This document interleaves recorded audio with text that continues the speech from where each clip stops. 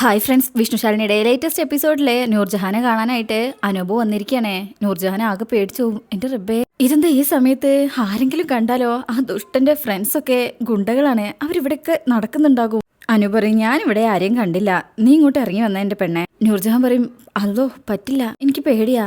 അപ്പൊ അനൂപ് പറയും, എങ്കിൽ പിന്നെ ഞാൻ അങ്ങോട്ട് കയറി വരാം. അത് കേൾക്കുമ്പോൾ നൂർജഹാൻ ഒന്നുകൂടെ പേടിക്കും. അങ്ങനെ അനൂപ് ഒരുപാട് നിർബന്ധിക്കുമ്പോൾ നൂർജഹാൻ പുറത്തേക്ക് ഇറങ്ങി വരികയാണ്. പേടിച്ചുകൊണ്ടാണ് നൂർജഹാൻ അനൂപിന്റെ അടുത്തേക്ക് പോകുന്നത്. ഇതേ സമയം വിഷ്ണു ഓട്ടോയിൽ തിരികെ വീട്ടിലേക്ക് പോയിക്കൊണ്ടിരിക്കുകയാണ്. അതേസമയം തന്നെ മറ്റു രണ്ടാൾക്കാര്, ഒരച്ഛനും മോളും അതുപോലെ ഒരു ഓട്ടോ ഡ്രൈവറും ഉണ്ട്. അവര് വണ്ടി എന്തോ ബ്രേക്ക് ഡൗണോ മറ്റോ ആയിട്ട് അവിടെ വേറൊരു വണ്ടിക്കായിട്ട് റോട്ടിൽ ഇങ്ങനെ കാത്തു നിൽക്കുന്നത് കാണാം. ശേഷം പിന്നീട് വീണ്ടും നൂർജഹാന്റെ അടുത്താണ്. നൂർജഹാൻ അവിടെ അനൂപിന്റെ അടുത്ത് എത്തിയിരിക്കുകയാണ്. അനൂപ് നൂർജഹാന്റെ കൈ ഇങ്ങനെ മുറുകെ പിടിച്ച് നിൽക്കുക. അല്പസമയം കഴിഞ്ഞാൽ നൂർജഹാൻ ആ കൈ എടുക്കും. ഇവിടുന്ന് വേറെ ആരുമില്ല എന്റെ പെണ്ണെ, ഇതിനാണോ വരാൻ പറഞ്ഞത്?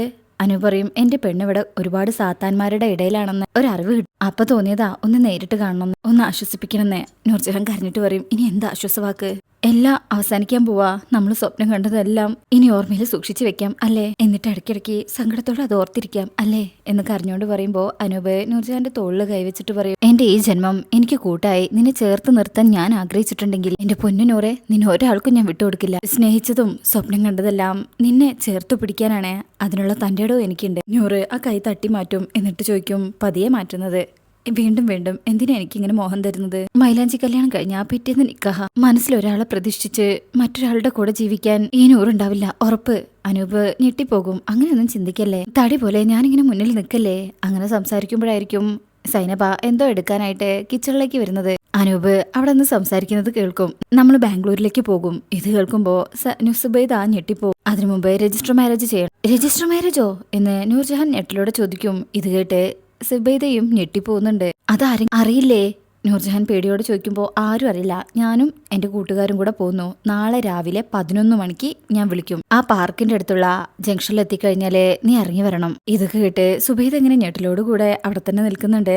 അനു പറയും, സമയത്തിന് എന്തെങ്കിലും മാറ്റം ഉണ്ടെങ്കിൽ ഞാൻ വിളിച്ചു പറയാം. പിന്നെ നോട്ടീസ് ബോർഡിൽ ഇടേണ്ട കാര്യം, അതൊക്കെ നമ്മുടെ ഫ്രണ്ടിന്റെ കൂട്ടുകാരനുണ്ട് അവിടെ, അതാരും കാണാത്ത രീതിയിൽ നോട്ടീസ് ബോർഡിൽ ഇട്ടോളും.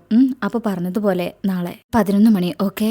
പേടിച്ചുകൊണ്ടാണ് നൂർജഹാന് അതിന് സമ്മതം കൊടുക്കുന്നത്. ശേഷം പിന്നീട് കാണിക്കുന്നത് വിഷ്ണു ആ ആൾക്കാരുടെ അടുത്ത് എത്തിയിരിക്കാട്ടോ. നേരത്തെ പറഞ്ഞ അച്ഛൻ്റെ മോളുടെ അടുത്ത് ഒരു ഓട്ടോ ചേട്ടനും കൂടെ ഉണ്ട്. അങ്ങനെ വിഷ്ണുവിനെ വണ്ടിക്ക് കൈ നീട്ടിയിട്ട് ആ വണ്ടി നിർത്തിയിട്ട് കാര്യം പറയണേ. വണ്ടി ബ്രേക്ക് ഡൗൺ ആയി, ഒന്ന് ഇവരെ അടുത്ത ആ ജംഗ്ഷനിൽ ഒന്ന് വിടണം. അപ്പൊ വിഷ്ണു പറയും, അയ്യോ സമയം ഒരുപാടായല്ലോ ചേട്ടാ, പിന്നെ എന്റെ അച്ഛന് അസുഖമുള്ളതാ, വീട്ടിലെത്തിയില്ലെങ്കിൽ പ്രശ്നമാകും, ഞാൻ വേഗം വരാന്ന് പറഞ്ഞു പോന്നതാ എന്നൊക്കെ പറഞ്ഞ് വിഷ്ണു ഒഴിഞ്ഞു മാറാൻ ശ്രമിക്കുന്നുണ്ടെങ്കിലും അവര് പറയും, അല്ല ചേട്ടാ, എന്റെ അച്ഛന് വയ്യാത്തതാ, ശ്വാസമുട്ടിൽ വരും, ഇവിടുന്ന് അവിടം വരെ നടക്കാൻ പറ്റാത്തത് കൊണ്ടാ. അപ്പോൾ ഓട്ടോ ചേട്ടൻ പറയും, എന്റെ വണ്ടി ബ്രേക്ക് ഡൗൺ ആയിട്ടാണ്, അവിടെ വരെ ഇട്ടാൽ മതി, പിന്നെ രാത്രി വേറെ വണ്ടിയൊന്നും കിട്ടില്ല, അതുകൊണ്ടാ. അങ്ങനെ വിഷ്ണു അപ്പോഴും ഒഴിഞ്ഞു മാറാൻ ശ്രമിക്കുന്നുണ്ടെങ്കിലും ആ അച്ഛൻ പറയും, മോന്റെ അച്ഛനാണ് ഇങ്ങനെ സംഭവിച്ചിരുന്നെങ്കിൽ മോനൊന്ന് സഹായിക്കുകയും മോനൊന്ന് സഹായിച്ചാൽ 100 കോടി പുണ്യം കിട്ടും. നടക്കാൻ പറ്റാത്തോണ്ടാ പറയുന്നത്. വിഷ്ണുവിനൊരു പാവം തോന്നാണ്.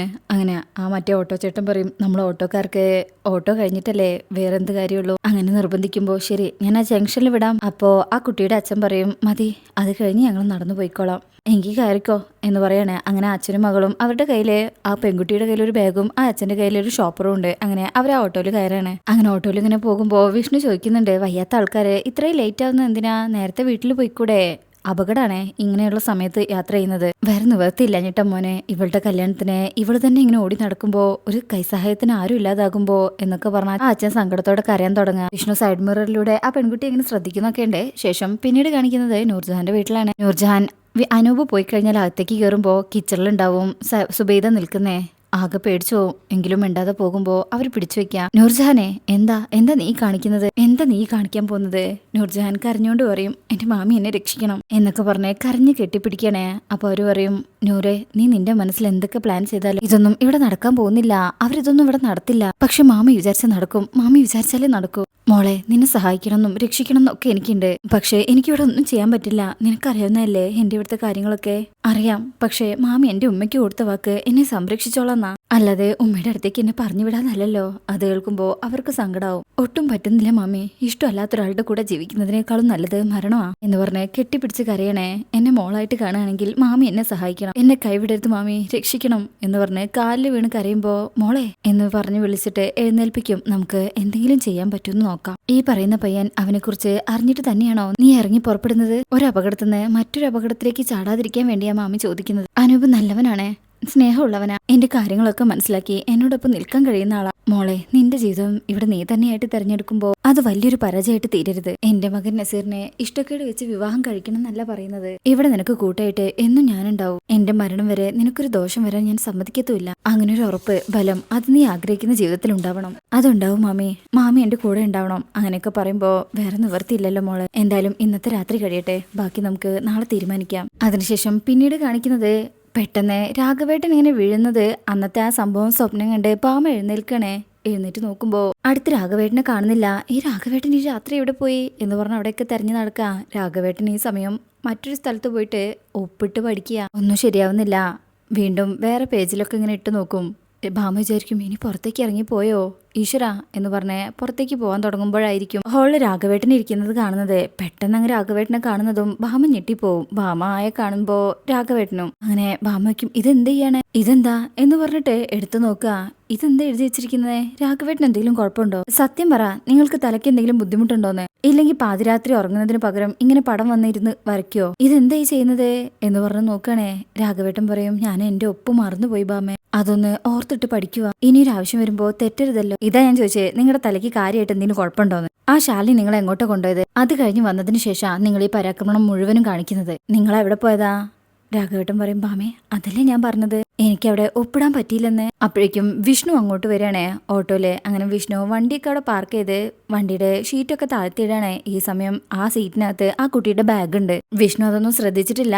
വണ്ടിയൊക്കെ ക്ലോസ് ചെയ്തിടാണേ. ഭാമ ഒന്ന് നോക്കിയിട്ട് അകത്തേക്ക് തന്നെ പോകും. വിഷ്ണു വന്നെന്ന് തോന്നുന്നത്. ഞാൻ അവനോട് ചോദിക്കട്ടെ, നിങ്ങളുടെ സമനില തെറ്റിക്കുന്ന രീതിയിൽ അവന്റെ ഭാര്യ എങ്ങോട്ടാ നിങ്ങളെ കൂട്ടിക്കൊണ്ട് പോയതെന്ന്. വിഷ്ണു ആണെങ്കിൽ വണ്ടിയിലുള്ള ആഭരണങ്ങൾ കണ്ടിട്ടില്ല കേട്ടോ, അതിലായിരിക്കാം ആഭരണങ്ങളെന്ന് തോന്നുന്നു. ഇതേ സമയം ഭാമയോട് രാഘവേട്ടൻ ചോദിക്കും, എങ്ങനെയായിരിക്കും എന്റെ ഒപ്പ്? നിനക്കറിയോ എന്റെ ഒപ്പ്? അപ്പോഴേക്കും വിഷ്ണു അങ്ങോട്ട് കയറി വരുമ്പോ, എന്താടാ ഇത്രയ്ക്ക് വരാൻ വൈകിയത്? ഒന്നും പറയണ്ട, ഒഴിവാക്കാൻ പറ്റാത്തൊരു ഓട്ടോ ഉണ്ടായിരുന്നു. ദേ പാതിരാത്രി ഉറക്കം ഒഴിച്ചുകൊണ്ടുള്ള ഓട്ടവും പാച്ചിലൊന്നും വേണ്ട കേട്ടോ. വിഷ്ണു എന്ന് പറഞ്ഞ് രാഘവേട്ടനെ നോക്കും. അല്ല ഇതെന്താ? ഭാമ പറയും, അത് തന്നെയാ ഞാനും ചോദിച്ചുകൊണ്ടിരിക്കുന്നത്. ഇവിടെ എന്താ നടക്കുന്നതെന്ന് രാഘവേട്ടനോട് വിഷ്ണുക്കും. എന്താ? ദാ ഞാനില്ലാത്ത സമയം നോക്കി നിന്റെ അച്ഛനെ നിന്റെ ഭാര്യ വന്ന് വിളിച്ചോണ്ട് പോയി. എന്നിട്ട് ദാ ഈ പരുവത്തിലാ ഇവിടെ കൊണ്ടുവന്ന് ആക്കിയിരിക്കുന്നത്. വിഷ്ണുക്കും അച്ഛനെന്താ പറ്റിയത്?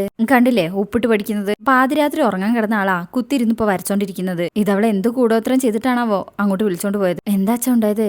അതെ, ശാലിനി ഒന്ന് എന്നെ കൂട്ടിക്കൊണ്ടുപോയതേ നമ്മുടെ ആ പഴയ വീട് എന്റെ പേരിലേക്ക് എഴുതി തരാനാ. ഞാൻ അവിടെ ചെന്ന് അവരെന്നോട് പല കാര്യങ്ങളും ചോദിച്ചപ്പോ ഞാൻ പലതും മറന്നുപോയടാ. എന്റെ പേര് വരെ മറന്നുപോയടാ. പിന്നെ ആധാരത്തിൽ പതിപ്പിക്കുന്ന ആളെ അത് ഞാൻ തന്നെയാണെന്ന് ഉറപ്പിക്കുക. അവര് ചില ചോദ്യങ്ങളൊക്കെ ചോദിച്ച് പേര് പോലും മറന്നുപോയാ ഞാൻ എങ്ങനെയാടാ ഒപ്പിടുന്നേ? നീ ഒന്ന് നോക്കിയേ, ഇതിലേതാ എന്റെ ഒപ്പുന്നേ?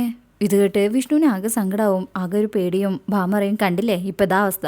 എന്തിനാടാ അവളിങ്ങനെ വന്ന് ഞങ്ങളെ ബുദ്ധിമുട്ടിക്കുന്നത്? അവൾക്കൊരു ദ്രോഹവും ചെയ്യാതെ ഞങ്ങൾ മാന്യമായിട്ട് ഇവിടെ ജീവിക്കല്ലേ, പിന്നെ എന്തിനാ മനഃപൂർവ്വം വന്ന് ഉപദ്രവിക്കുന്നത്? വിഷ്ണുറി, അമ്മേ ശാലിനി ചെയ്യാൻ ഉദ്ദേശിച്ചത് നല്ല കാര്യമാണല്ലോ. നമ്മുടെ പഴയ വീട് അച്ഛന്റെ പേരിലേക്ക് എഴുതി കൊടുക്കാനല്ലേ അവള് ശ്രമിച്ചുള്ളൂ. അതെങ്ങനെ നമുക്കൊരു ദ്രോഹമാവുന്നത്? അത് നമ്മളെ സഹായിക്കാൻ വേണ്ടി അവർ ചെയ്തതല്ലേ. ഭാമറയും, അവളുടെ ഒരു സഹായവും എന്റെ ഈ വീട്ടിൽ ഇനി വേണ്ട. ഇനി ആ വീടും പറമ്പും ഒന്നും എനിക്കും എന്റെ ഭർത്താവിന് ആവശ്യമില്ല. ഞങ്ങളെ ഇങ്ങനെ സ്നേഹിച്ചു കൊല്ലരുതെന്നേ നീ നിന്റെ ഭാര്യയോടൊന്ന് പറയണം. അത്രയെങ്കിലും ഉപകാരം ഞങ്ങളുടെ മോൻ ഞങ്ങളോടൊന്ന് കാണിക്കണം. വിഷ്ണു വിരൽ ചൂണ്ടിട്ട് പറയും, അമ്മേ ശാലിനിയോടുള്ള വൈരാഗ്യ അമ്മയെ കൊണ്ട് ഇപ്പൊ ഇങ്ങനെയൊക്കെ സംസാരിപ്പിക്കുന്നത്. ശാലിനി അമ്മ മനസ്സിലാക്കിയിട്ടില്ല, അത് തന്നെയാ സത്യം. ഭാമറയോ, എനിക്കറിയടാ, നിന്റെ രൂപം മാത്രമേ ഇപ്പൊ ഇവിടെ ഉള്ളൂ. മനസ്സ് മുഴുവൻ എവിടെയാ? ശാരദയുടെ കുടുംബശ്രീ കൊട്ടാരത്തിൽ. അല്ലെങ്കിൽ നീ വാങ്ങിച്ച ഓട്ടോയ്ക്ക് നീ ഓട്ടോശ്രീ എന്ന് പേരിടില്ലായിരുന്നല്ലോ.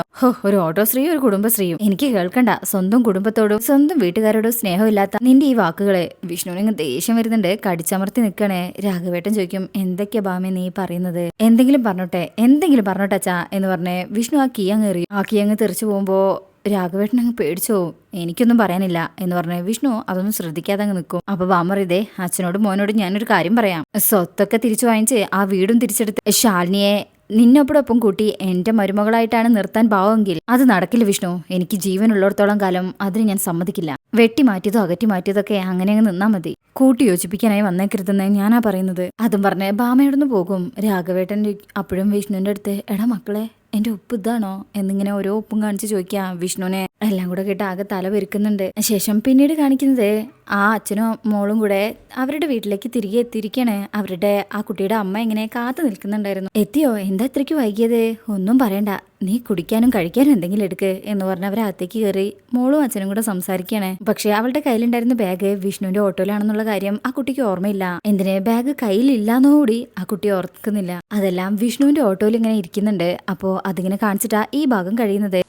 നെക്സ്റ്റ് പ്രൊമോയിൽ കാണിക്കുന്നത് അവർ വീട്ടിൽ ബാഗ് അന്വേഷിക്കുന്നതും ആകെ ടെൻഷനോട് കൂടെ ആഭരണങ്ങൾ കാണാതെ സങ്കടത്തോടു കൂടെ ഇങ്ങനെ നിൽക്കുന്നതും ആ ഓട്ടോയിൽ വെച്ചായിരിക്കും മറന്നതെന്ന് പറയുന്നൊക്കെ ഉണ്ട്. പിന്നെ കാണിക്കുന്ന ഭാഗത്ത് വിഷ്ണുവും ശാലിനിയും മക്കളും കൂടെ ടൂർ പോകാനായിട്ട് ഒരുങ്ങുന്നതൊക്കെയാണ്. അപ്പോൾ എന്തായാലും അവരുടെ ആ ട്രിപ്പും എല്ലാം നമുക്ക് അടുത്ത ഭാഗത്ത് കാണാം. റിവ്യൂ ഇഷ്ടപ്പെട്ടിട്ടുണ്ടെങ്കിൽ ചാനൽ ലൈക്ക് ചെയ്ത് സബ്സ്ക്രൈബ് ചെയ്ത് സപ്പോർട്ട് ചെയ്തേക്കണേ. താങ്ക്